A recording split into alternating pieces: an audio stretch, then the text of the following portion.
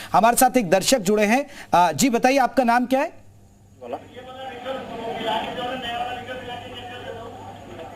ब्रजेश जी। Hello जी ब्रजेश जी, क्या कहेंगे? आपने हमारी ये रिपोर्ट देखी? हाँ, एक मेरे साथ भी नोएडा से हूँ मैं। मेरे एक कलीग के साथ भी ऐसा ही हुआ था। उनके पास एक उनके फ्रेंडली से अननोन नंबर से फोन आया जी, और वो व्हाट्सएप कॉल पे उन्होंने कहा कि आप मेरे व्हाट्सएप कॉल पे आइए। थोड़ा बहुत उन्होंने चैट किया, उसके बाद वो जो है पूरी तरह जो है न्यूड मूव आ गई। तब तक इनको समझ में आया तो उन्होंने उसका स्क्रीनशॉट ले लिया और उसके बाद उनको ब्लैकमेल करने लगे। बाद में ये मामला पुलिस में रजिस्टर्ड हुआ, उसके बाद उनको फोन आना बंद हुए। तो ऐसी कॉल जो है ना अननोन, आपके ऐसे लोग ये करते हैं जो कहीं ने पता नहीं कहां से आपका नंबर लेते हैं, उसके बाद आपको वो पैसा वसूली के लिए आपको फोन करने लगते हैं। जी जी बिल्कुल, ब्रजेश हमारे साथ जुड़े और जो बता रहे थे उनके दोस्त के साथ ऐसा हुआ। अगर आपके साथ भी कभी ऐसी कोई घटना हुई है और आपको लग रहा है कि आप शेयर करना चाहते हैं और अपनी बात पुलिस तक पहुंचाना चाहते हैं तो हम आपका माध्यम बन सकते हैं।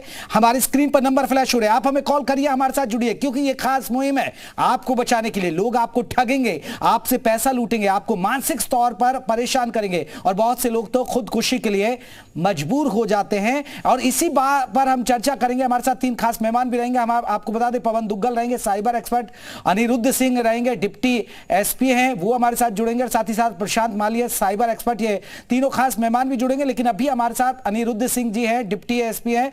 अनिरुद्ध जी, आज एक हम खास मुहिम चला रहे हैं सेक्सटॉर्शन को लेकर। सर, किस तरह के केसेस आपके सामने आते होंगे? आपने किस तरह के केसेस को हैंडल किया और हमारे दर्शकों को कैसे आप जागरूक करेंगे? पहले तो सभी को नमस्कार मेरी तरफ से। जी देखिए, जब मैंने ये लॉकडाउन के समय की बात है, लोग मैक्सिमम लोग फोन के ऊपर ही थे, घरों में थे, तो फिजिकली लूट नहीं हो सकती थी। तो ये एक तरीके से ये वर्चुअल लूट है और वो भी एक्सटॉर्शन करके। तो ये उस दौरान बहुत ज्यादा स्टार्ट हुए थे ये केसेस। तो मुझे एक लोगों ने, मैं जिस जिम में जाता था, वो जिम वाला लड़का ट्रेन के सामने आत्महत्या करने जा रहा था, समझ लो आप। फिर उसने पता नहीं क्या सोच के मेरे को कॉल कर दिया।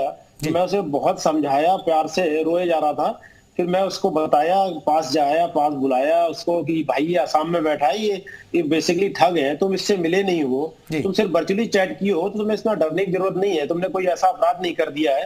लेकिन क्या होता है ना, लोग सामाजिक डर से पैसे भी दे देते हैं और कदम भी उठाने को तैयार हो जाते हैं जो नहीं करना चाहिए, उस तरीके का, जैसे सुसाइड टाइप का जो आप बता रहे हैं जी। और वो पैसे दे भी चुका था काफी, लेकिन वो जान गया कि पैसे वाला है तो और दे सकता है, तो उनकी डिमांड बढ़ती जाती है। तो एक बहुत अच्छा तरीका है, बैठे बैठे वो एस्टॉर्ट कर रहे हैं, सिम खरीदते हैं राजस्थान से और एस्टॉर्ट करते हैं असम बंगाल से बैठ के।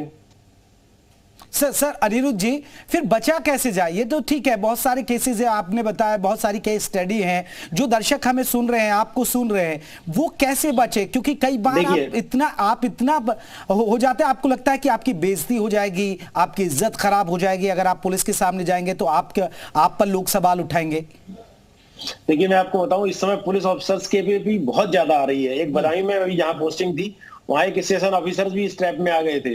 ठीक है, तो अभी पहले क्या करना, देखिए सबसे बड़ी प्रॉब्लम क्या है, अभी फोन वेरिफिकेशन 100% नहीं है। अगर फोन वेरिफिकेशन हो जाएगा तो आप डिनाई नहीं कर पाओगे कि आपने सिम नहीं लिया, आप डायरेक्ट मुलजिम बन जाओगे। मैं डिनाई नहीं कर पाऊंगा कि मैंने यूज नहीं किया सिम। तो अभी क्या है ना, वो दुकान वाला पकड़ा जाता है जो लालच में सिम बेच देता है, और वो जो फोन जिसका होता है वो चोरी का निकलता है मैक्सिमम। तो अभी पहला बचाव आप स्वयं है, अवेयरनेस है। उसका तरीका है कि आप जब नहीं जानते किसी बंदे को, तो अगर कॉल आती है तो आप सबसे पहले कैमरे के ऊपर ऐसे उंगली रख लीजिए, उठाने से पहले देख लीजिए वो सामने वाला है कि नहीं जानने वाला आपका।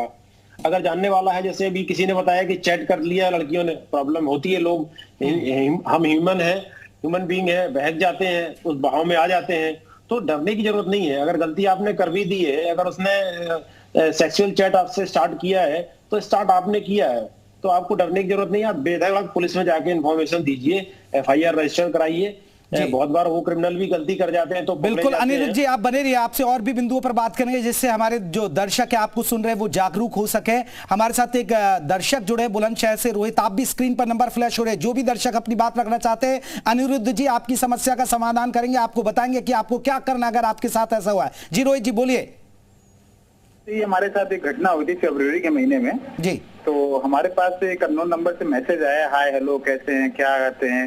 तो ऐसे 3-4 दिन ये सिलसिला चलता रहा। फिर अचानक जो है उसने कहा कि हम आपको वीडियो कॉल कर सकते हैं। हम लोग बेशक कर सकते हैं, हमको आइडिया था नहीं। जैसे वीडियो कॉल आया तो उसने सारी अश्लील हरकतें शुरू हो गई और हमारे फेस को रिकॉर्ड करके फिर उसने कहा कि मैं आपके पोस्ट को मैं सोशल मीडिया पे पोस्ट करने जा रहा हूँ। फिर आप पैसे का डिमांड करना शुरू कर दिया। तो हमने फोन को डिस्कनेक्ट कर दिया। फिर क्या हुआ, एक अननोन नंबर से फोन आया तो कह रहा है कि मैं क्राइम ब्रांच दिल्ली से बात कर रहा हूँ, अगर आप पैसा नहीं भेजेंगे तो मैं आपके वीडियो को जो सोशल मीडिया पे पोस्ट कर दूंगा, फिर आपकी बेइज्जती हो जाएगी और आप फिर कुछ अपना करिए, हमसे उससे कोई मतलब नहीं है। फिर हमने हिम्मत किया, हमने कोई दोबारा रिटर्न कॉल किया नहीं उसको, मैंने किसी ₹1 को दिया मैं उसे, बार बार उसने हमको कॉल किया बट मैंने उसके कॉल को रिप्लाई नहीं किया। फिर बाद में क्या कह रहा है कि आप फेसबुक या व्हाट्सएप से जाकर के आप कंपनी से समझौता करिए, नहीं तो हम बहुत बड़ा क्राइम हो जाएगा, मैं ये वीडियो आपके घर पे भेज रहा हूँ। जी हाँ, मैंने बहुत हिम्मत किया, मैंने बहुत हिम्मत किया, मैंने ₹1 नहीं दिया उस बंदे को। और रोहित जी गुड, हो सकता है आपकी स्टोरी को सुनकर बाकी लोगों में भी हिम्मत आए कि आप जुड़े। पवन दुग्गल जी, आपने सुना, साइबर एक्सपर्ट है पवन दुग्गल जी, हमारे साथ जुड़ गए और वकील भी हैं, सीनियर वकील भी है। पवन जी, आप ये केस आप सुन पाए?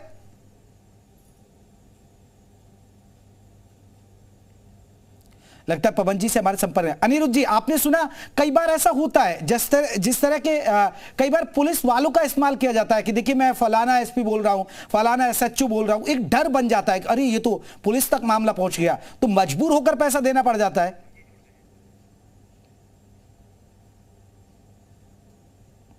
अनिरुद्ध जी, मैं आऊंगा, आपकी आवाज हम तक नहीं मिल रही है। पवन जी से एक रिएक्शन ले लेता हूं। जी पवन जी, आपने सुना ये केस? पवन जी की आवाज दीजिए भाई। जी कहिए पवन जी। देखिए, आज होता यह है जी कि अगर आप सावधान नहीं रहे तो आपको शिकार बनाया जा सकता है साइबर क्राइम के। आपको सामाजिक परिवेश में समझना होगा कि जब से कोविड-19 प्रारंभ हुआ है तब से गोल्डन एज साइबर क्राइम की शुरू हो गई है और इस तरह की लगातार सिलसिले चलते रहेंगे। तो कोई बुरी बात नहीं है अगर आप साइबर क्राइम के शिकार हो गए, इसको रिपोर्ट करिए और आसमान नहीं गिरेगा।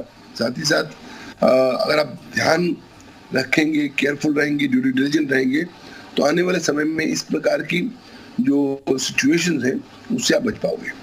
जी बिल्कुल पवन जी, मैं लौटूंगा। अनिरुद्ध जी भी हैं, डिप्टी एसपी है। अनिरुद्ध जी, आपने सुना रोहित जी का जो केस था, बट उन्होंने हिम्मत नहीं हारी और उन्होंने उनको पैसा नहीं दिया क्योंकि उन्होंने पुलिस वालों की तरफ से भी धमकी दी। देखिए हम फलाने क्राइम ब्रांच से बात कर रहे हैं। देखिए, एक बहुत पैटर्न उनका बहुत कॉमन है, ये समझना जरूरी है। वो क्या करते हैं कि 4-5 बंदे रहेंगे उनके नंबर में, आपको पहले वो ग्रुप में ऐड करते हैं, द्वारा ग्रुप के कॉल करते हैं। तो जब ये न्यूड चीजें आती हैं तो आदमी कॉल डिस्कनेक्ट करना चाहता है, वो डिस्कनेक्ट भी नहीं होती। आपको ताजा एग्जांपल बता रहा हूँ, अभी हुआ, और लोग घबरा जाते हैं। और आप सोचो ऐसी दुनिया में कौन सी पुलिस है कि अभी मेरी किसी से वर्चुअली चैट हुई, उधर से कोई क्राइम ब्रांच या सीबीआई का फोन आ जाए। अभी परसों का दिखा रहा हूं मैं, ये सीबीआई वाला बंदा बन के इसने तुरंत उनको फोन भी कर दिया है। अब वो बेचारे क्या समझे, इसमें डेट ऑफ बर्थ 80 लिखी है, इसकी 40 साल उम्र होनी चाहिए, लग रहा है 20-22 साल का। तो सीबीआई में सब इंस्पेक्टर कोई पोस्ट ही नहीं होती है। तो एक्चुअली ये डर का धंधा है, सामाजिक रूप से आदमी डर जाता है और वो इस तरीके से बिल्कुल डर का धंधा, डरा कर ही पैसा निकाला जाता है। एक मैं दर्शक को जोड़ लेता हूं, हमारे साथ बिजनौर से जुड़े हैं। जी बताइए। हेलो जी जी, रखिए अपनी बात रखिए। सर नमस्कार। जी नमस्ते सर, आज सुबह मुझे अननोन नंबर व्हाट्सएप पे कॉल आया था जी। उन्होंने कहा कि तुम्हारी कुछ फोटो है मेरे पास, अगर तुम मुझे 5,000 रुपए नहीं दोगे तो तुम्हारा फोटो मैं अश्लीलता सब तरीके से दिखाऊंगा। सर मैं बहुत परेशान हूँ, इसको लेकर क्या कर सकता हूँ, बताइए कुछ। जी ठीक है, चलिए पवन जी राय देंगे आपको, साइबर एक्सपर्ट है पवन जी रखेंगे, फिर हमारे साथ अनिरुद्ध जी हैं वो भी राय देंगे। पवन जी, इनको आप क्या सलाह देंगे?